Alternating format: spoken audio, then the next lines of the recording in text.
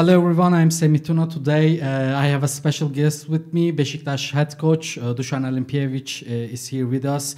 Coach, welcome. How are you? Thank you for calling me. I'm great, which also I wish to you and your family. Thank you so much.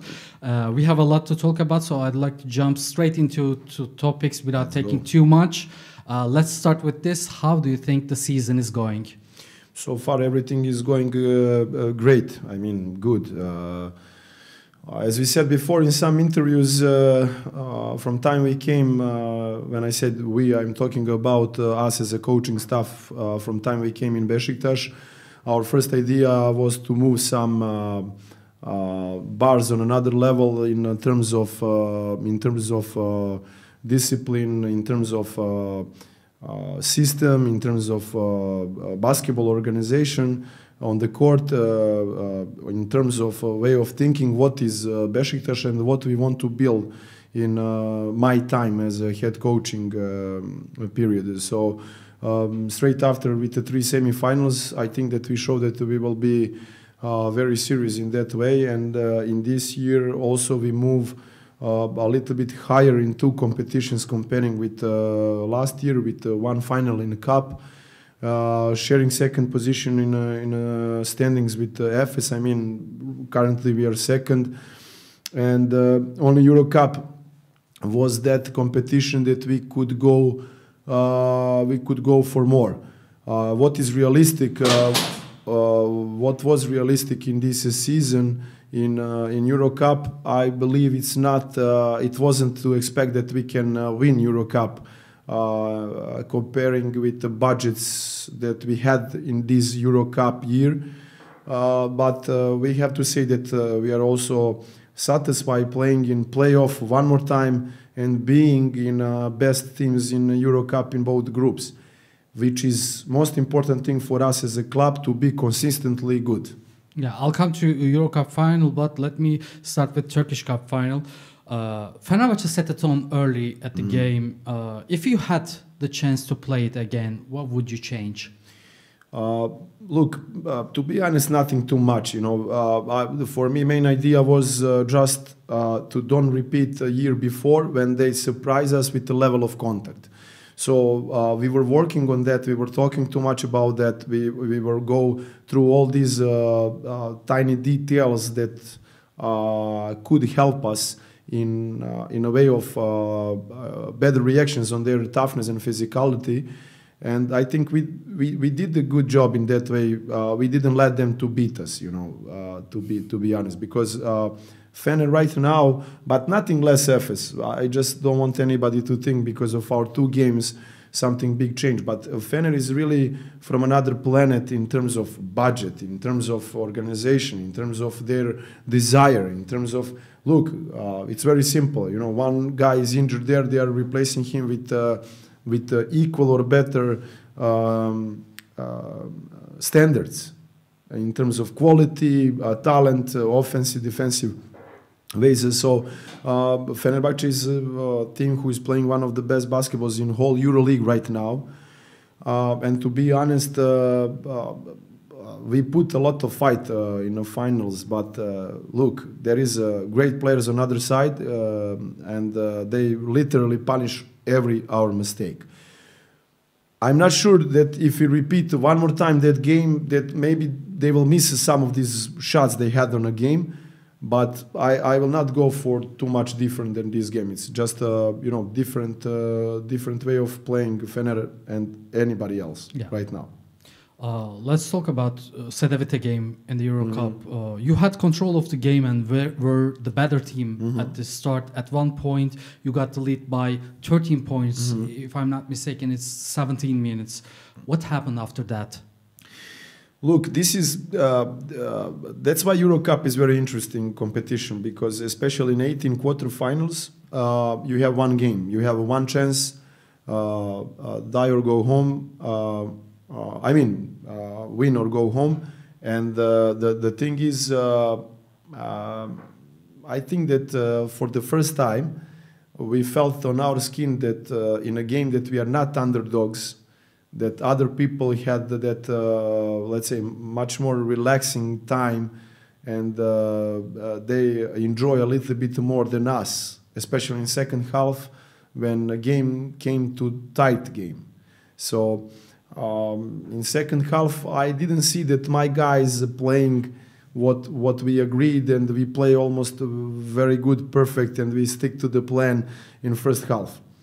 I believe that we didn't lose the game in the second half. We lost the game at the end of the first half because instead to go from 13 to 17 or 20, we lost that chance, and we went from, I believe, 11, 12, something like this, on 7. 7, yeah. Yeah, so I believe that was the crucial moment. Cedevita was ready to give up from that game. I mean, at least it looked like from my eyes, you know, but really they went on a halftime with less than maybe, in my opinion, they deserve.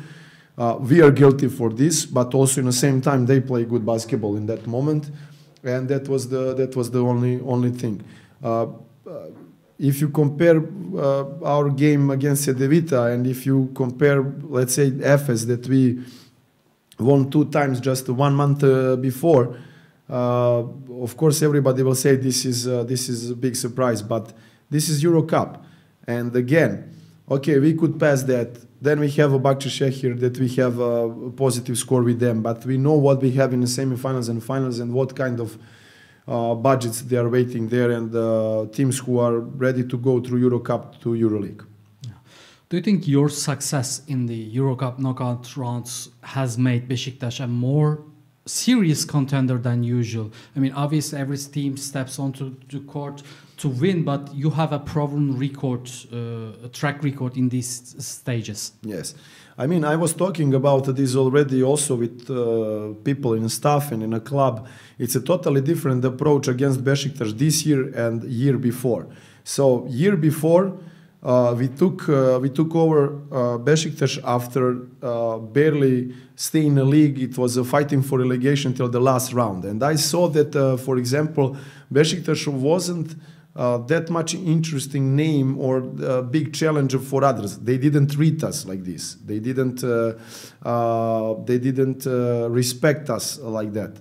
So many things that we did in our first year, of course, we had first of all great team. We had the great support from our management and president. We had a really good atmosphere in our club. But we have to say that after you are coming for one very low place, then its expectations are not that high. So what we did in the first season, I'm not sure is it good or bad. Of course, it's good for all our fans and us. In terms of success, because 3 semifinals are something right now that everybody knows, that Beşiktaş came back in just 1 year on a place that they belong, actually, in my opinion, as an organization, fan base, infrastructure, people inside of club, management, media guys, equipment guys, medical staff, everybody, absolutely they deserve it. So this year is much more tougher for us to prepare the games, to play against them. As I said, now I can feel that almost every team is against us 101%. I truly believe that a couple of teams that we play against them, they had one of the best games against us in this season. This is just my opinion because we are observing all these teams. So yeah, it's much more tougher this season in terms of preparation than on a court, and now you can see that some teams against us with the less pressure, they play better games. Yeah. Since you joined Beşiktaş, you have worked with 3 different management. How has that affected you and your team? I said this before. The main thing is that our president, Mr. Oskan, who was already included in a women basketball team, he passed to. He also took over men basketball team, and that was much easier for all of us because really from the beginning we have an amazing relationship with the president Oskan, and to be honest, we didn't feel as a basketball part, we didn't feel these big changes on the top of organization, on up level management, because Mr. Oskan was you know, from first day when he came to women team, then with us, and then he stay again with men basketball team. So that was much easier for us. Of course, in some moments, in these changes, there is some gap when you cannot talk about some things until new management settled down all the way, and they took and they take organization. So we had the luck that we have one person for a longer time than maybe other branches in Beşiktaş, and that was much easier for us. I have to say really that my communication with the president, Mr. Oskan, was from the first to second the best possible, because I need just a couple of seconds or minutes to agree about some very important things for our branch. Coach, you always say you are dreaming playing in the EuroLeague with Beşiktaş, but besides winning the EuroCup, do you think this is a realistic goal in near future? There is a lot of question marks about EuroLeague goal. So I have to say that if we are looking for a history of Beşiktaş, they were already in EuroLeague one season, right? If you are looking fan base, also a city and the country, Istanbul and Turkey, I don't see why not 3 teams from Istanbul. Absolutely, as a country, as a city, you deserve it by investments, by infrastructure, by many other things, by passion that your people has about sport in general, but especially for basketball and football. Volleyball also, I saw a lot of positive things here in your country with these things. But also, as a club, how big we are as a like all together with all these branches, I absolutely believe that we deserve it. I will mention one more time infrastructure and all people employed in the club. But of course, at the end of the day, what EuroLeague wants, this is big budget teams, but more important than just a 1 year big budget, consistent big budgets with some vision, with stability, with consistent in a couple of years, not couple of years, in the future. That it has to be some standards. So this is what EuroLeague is asking for. So now they can see that Hapoel, who show up with absolutely unbelievable budget this year. This is interesting for EuroLeague, right? Yeah. Dubai show up. They will be very, very interesting. I expect Dubai next year in EuroLeague, 100%. This is my opinion. They have to offer. They will offer what EuroLeague likes. So they will offer good organization. They will offer big budget. So if we, as a Beşiktaş basketball club, if we want something bigger, then of course we need to agree what is the price of that. So I had in my life these situations when you show up with a much smaller budget than others to semifinals or even to finals, but then you have to see or you can see that who has advantage in that game. So it's not anymore about you prepare good, you are energetically good. It's about some other things. Yeah. Coach, you have a contract with an option for the next season. Have you had any discussion with the club about your future? I didn't. I think it's early because it's March and we're still going with the season.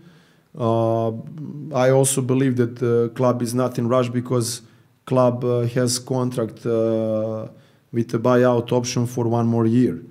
And this is only for the EuroLeague buyout option. So I believe that it's too early to talk with, club to talk with me. We have a good relationship. Everything goes good. I don't see that they are in rush for that. Okay. Now let's move on to some general questions. This is your fifth season, fifth year in Turkey. Do you see Turkey as your second home? Absolutely. I enjoy here a lot, and Turkey gave me a lot. I have a lot of good friends. I have a lot of good friends who will stay forever in my life till the end of my life.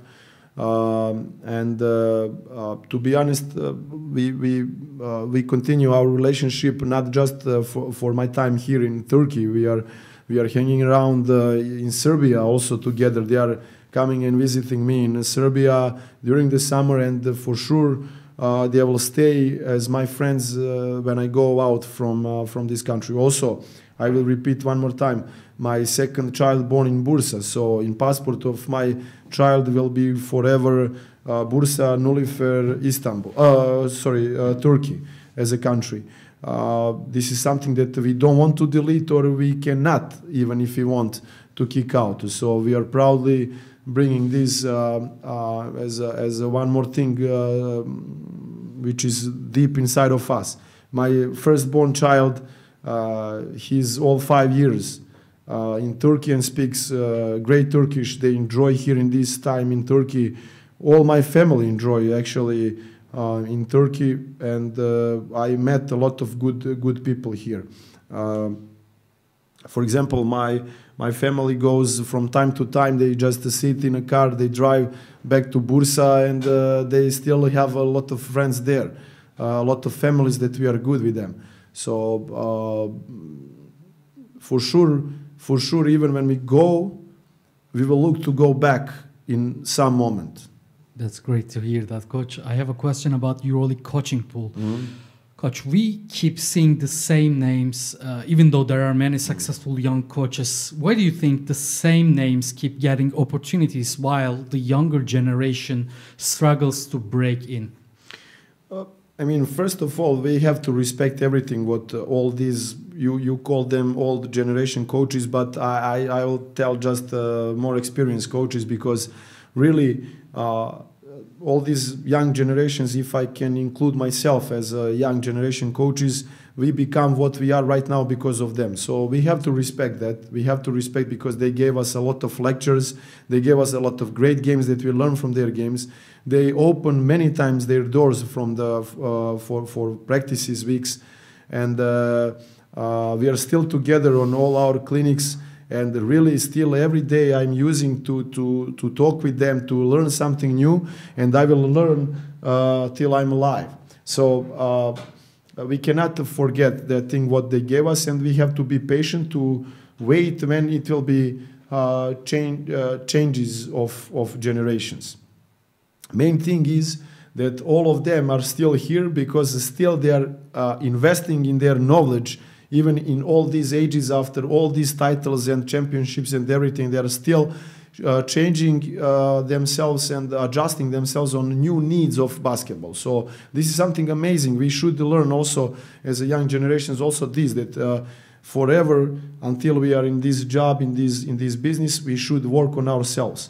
So once when these changes will come naturally, I believe that basketball will pick up only best what we have.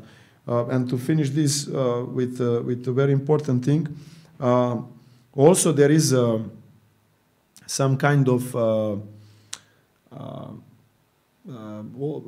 clubs in EuroLeague, EuroCup, Champions League, you know, they are always more comfortable with the names that, you know, working for many years, they prove themselves. So it's big risk to bring some, let's say, new name and to give him a championship team, to fight for championship, because it's always like, but you know, they didn't win this or that. Okay, yeah, but you have to give to these names some of these teams who can fight for championship. So it's still like, you know, fight to give a chance to somebody.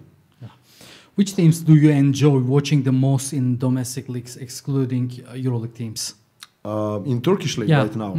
To be honest, I enjoy to watch this year a lot Buju Çekmeçe, which we will play against them on this weekend. You know, they play very good basketball. They have I like that basketball they play. They share the ball. They have very sharp guards. Also, they have toughness on position 5, and I believe that coach is doing amazing job all his years.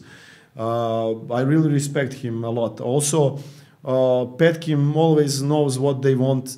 Petkim coach always attack what he wants to attack. He defends very well. He put all your pluses on very under control, and I like to watch them. Of course, because of the, let's say, rosters they have, Fener and Efes are always the most excited teams to watch. But as I said, for me right now, this is very interesting to watch how Buju Čekmece torturing all these big names and big budgets and winning all the games. Yeah, they've been doing this for at least 3 years, coach. It's always you know, it's every year some big guy, you know, big teams, they are killing bigs. Yeah.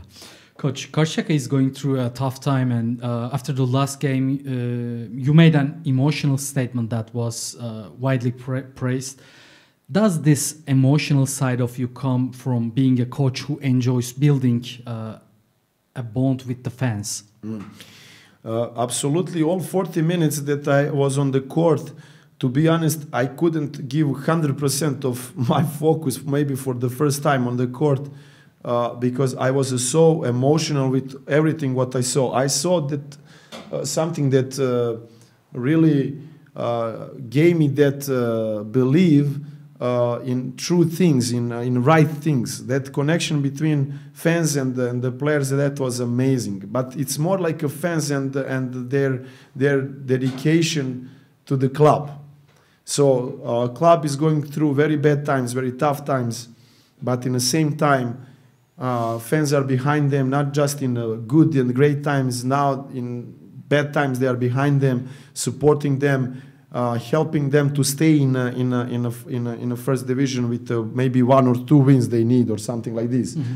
But for me, that was amazing. Every time when I went in Karşıyaka, we had our, you know, like a fight, which I like, and I like this in Turkey because the fans are very passionate.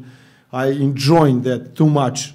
I don't like these fans without energy, without passion, and this is really what I respect. So during the game, when 40 minutes finished, I really always like to give that honor and respect to the people who are helping on that way to their team. So really, after the game, I gave a speech from deep of my heart, what I feel for the fans, and one more time, congrats to them, and I wish them all the best. Yeah. Coach, my colleague at Eurohoops asked this to Nigel Hayes-Davis, and let me ask this to you too. How do you see the thin line between the passion of European fans and their tendency to see athletes as machines, expecting winning as an obligation? Yeah, it's very difficult to explain to fans what professional sport become now on 2025 or 1 year before, or what will be even in more in the future. Need for more games, there is something like this 100%, but these professional athletes, what I don't like with the new schedule and the new way of competition in all competitions, EuroCup, EuroLeague. Okay, let's right now Champions League. Champions League gave some time on the beginning of their competition to, if you win, to celebrate that win, to enjoy a little bit in that win. If you lose, to suffer, to be sad, because at the end of the day, everything should be, and everything should start from emotions. But these competitions are pushing us to put our emotions on the side and to become almost like robots. So I like when we win to be happy at least one day, one night because of that win, because this is that passion. Because of that, we are in this business. To celebrate with our families, with our friends, to celebrate, to give something big to our fans. When we lose, also to be sad and to know to be sad, to suffer, because maybe we could give something more and to talk about this, what we can change, and so and so.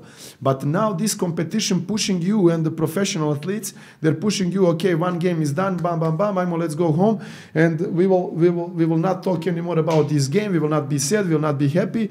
And next game in 2 days give you chance, if you were bad on the previous one, to be better on this one. But fans who are paying expensive tickets, fans who are watching you as idols, now with the more games, more money to spend for the tickets, they expect from you to win every game. But actually, players are not robots. We are pushing them to be there, but they are also like human beings, like all of us here in this room, and they have rights for mistakes. They have rights for bad day, because who doesn't have a bad day? You have bad day. He has bad day. I have bad day. So, I mean, this is normal thing. But all together with our fans, we need to make it as less as possible these bad days because of our fans. This is absolutely true. Yeah. Coach, did EuroLeague or EuroCup become leagues for players? I mean, how would you compare it when you started as an assistant coach 16 years ago? What do you mean? Sorry, for EuroLeague. What became EuroLeague, EuroCup, Basketball Champions League, it doesn't matter. European basketball is becoming players' league. Absolutely. This way it's coming. So this way from States it's coming very fast. Not 100%. Much more. This is players' league in States. Much more. Here still this is coaching game, but it goes in that direction that we have to give everything to players. I am for that we need to find some solution somewhere in the middle. So if we lose everything from us coaches and what we were present before, then nobody will understand in Europe like in States, because this is totally different mentality. Here in Europe, okay, let's just go with your country. Your country likes strong coaches. They like strong authorities. They like, of course, great individuals. So if you just observe Turkey, we don't need to go out of Turkey. If you lose everything as a coach, you don't have discipline, you don't have influence, I think your fans, your country will not like these kind of coaches. But also, on the other hand, if you have a strong coach, not big names, no one will respect what coach is doing, because they also like to see some good moves. At the end of the day, nobody is coming on a stadium or in the gym to watch coaches or presidents or GMs. They are coming because of the players. So I believe that we should find a solution between. Don't lose yourself as a coach and what you present as a coach.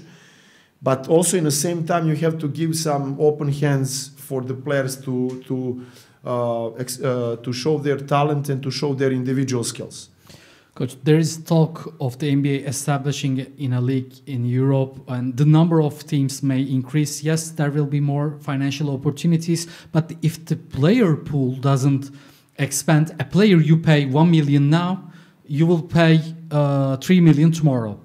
The talent pool is not growing, and this year you sent Samet to the NCAA, where he is earning much more money than he would have here. Players are also moving to Asia for more money and less games. Do you have a solution for that? Look, first of all, everybody needs to sit here in Europe and to talk about this, because for our business, for all of us, I'm saying business, because it's not just a sport, it's not just players and coaches, because we have a lot of employers in every club. So everybody, a lot of families depends of our job and this business now. So what we believe that okay, now it's very silly and funny to talk. It's not serious, first of all, to talk in March about what we will be in the future with NBA, with for example in Japan, what we will be on the Middle East, what will be here in a EuroLeague, how many teams. It's not serious, but there is some very strong directions in how basketball will go. I believe that all these teams from Middle East, it will be very good for us to show up in Europe, or to create their own league there, strong league. If NBA comes, okay, we have to see what is realistic for this, because they are attacking what we heard, football clubs, different names, cities, so they need to build their gyms. Is it realistic to show up before 3 to 4 years? Also, if EuroLeague goes to 20 teams, what is next step? Maybe to 20 more, 20 something, very soon. That means exactly what you said. If all needs will be like this, so what we will pay? Who will play these leagues? You also mentioned that already we have as a Euro problem, because they are taking youngs for unbelievable money that we didn't see in our life ever before on college. Japan is ready in a 3 years project with building infrastructure, gyms and everything to bring more players there. So I see that we are trying to make a salary cap in EuroLeague. And on the other hand, you have a Japan who has a big project to bring all these players in 2 to 3 years there. So players easily will decide to go in China or Japan, or youngs to go in a college. I already talked about this. Which young player now will come, for example, in Beşiktaş to some coach who is yelling, or if he's Fener fan, and let's say that he's Galatasaray fan or Beşiktaş fan, and his dream is to be in Beşiktaş. As a kid, he was, Beşiktaş fan from his born, and now he got some too much practices, less money. He got everything opposite in college, and how to stop him, which we had on the beginning of this season, the same situation. So all these smart heads, experienced heads should sit and first of all to see how to protect Europe from these kind of things, how they will stop all these youth and young people to go out, because very soon we will become old, injured, slow, and same names all the time, which is exactly basketball. It's not in the future. This is exactly what basketball is not in the future. Basketball become more physical, more fast. And what we play today, this is not even comparable with 2 years ago. And believe me, Semi, it's not even close to what we will be in 2027, 8, 9. It will be faster and faster. Yeah. Coach, I also want to ask this from the spectator's perspective. Due to referees reviewing everything on the monitor, a 40-minute game now almost lasts 2.5 hours. Isn't this a problem for the good of basketball? Also, there is a specific rules what you can challenge and what is challengeable, and what you should watch on IRS. And I believe that we also need to put more criteria for this. But I have to say that it's much more clean from time we have IRS. We should work all together on education of the coaches and referees, but also in the same time of the players, what we should challenge, what we should watch, and referees will be better if we don't need to go too many times for IRS. So both, everybody here are included for the good of basketball. Yeah. Coach, last question about EuroLeague or EuroCup. What are your who are your favorites for the EuroLeague Final Four, and who do you think will win the EuroCup? I think that the justice will be served if Olympiacos win this year EuroLeague, because consistently on Final Fours, coach, talent, investments at the end of the day, and the basketball what they play. But Panathinaikos nothing less with investments and talent. We know all their desire that they want to be again back to back. Coach Ataman wants to repeat what he did already with Efes. I can see them on Final Four. I can see Fenerbahce because of their shape after New Year and something close to a New Year. I believe what they play, this is absolutely for Final Four. And I believe that some fourth team will be surprise name, which can be any team. So I will never cut Real Madrid from Final Four, even though they are right now just in playing zone. I will never cut Real Madrid. Real Madrid is Real Madrid. I will never I will never say that Partizan and Red Star, they don't have a chance to be on the Final Four. Paris play some very interesting basketball. Monaco is there with some changes. So for fourth team, I think it will be some surprising. I didn't say anything smart with Olympiacos, Panathinaikos, and Fener because 99% of people are thinking like this. But actually, I believe they deserve most. That's why I'm saying for whole season. What about EuroCup, coach? For EuroCup, for me, biggest chances Valencia has. Yeah. Because what they play from the first till the last moment, this is closest to EuroLeague games. Yeah. The last two questions, coach. You share the same management agency as Jokic, and do you talk about the game with him? It might be hard for him to follow your game, obviously, but since he is a basketball fanatic, I cannot be sure what has surprised you most about Jokic. I heard that he said on some interview that he is watching these clinics, and when they ask him, like 8 months ago, yeah, it was. I called him. I said, "Hey, listen, you gave me a really good commercial. You know, thank you for this. I have to pay some drinks for this. You know, you have drinks for free." So I mean, all of us from Serbia who has contact with him in that or other way, nobody wants, first of all, to disturb him, because many games now, really, this is another life what they are living there.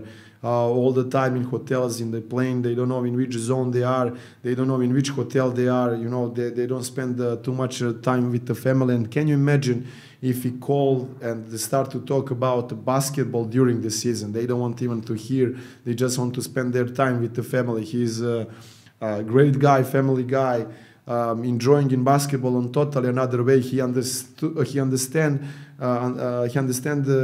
basketball on another level. But you know, during the summer, this is another case. In their born city, Sombor, you know, from time to time we have our friends there, and you know, it's very good food what they cook, you know, there on these river houses. So this is another opportunity to talk about anything else than basketball. Yeah, coach, do you think he's the clear MVP or a close race with? For me, absolutely MVP. I don't care. I don't care who will say what, but what he is doing and what kind of flames he is moving, this is absolutely amazing. No one in history of NBA, I don't know how many things he already showed up. So really, hats off for everything what he's doing. And for me, everything will be surprised if he is not MVP. That's all, coach. It was a pleasure for me to have you here, and I wish you good luck in the upcoming games. Thank you so much, and I hope that we will have again some good conversation like always with you and with Eurohoops. Thank you so much, coach. Thank you for watching us, and I'll see you soon. Thank you.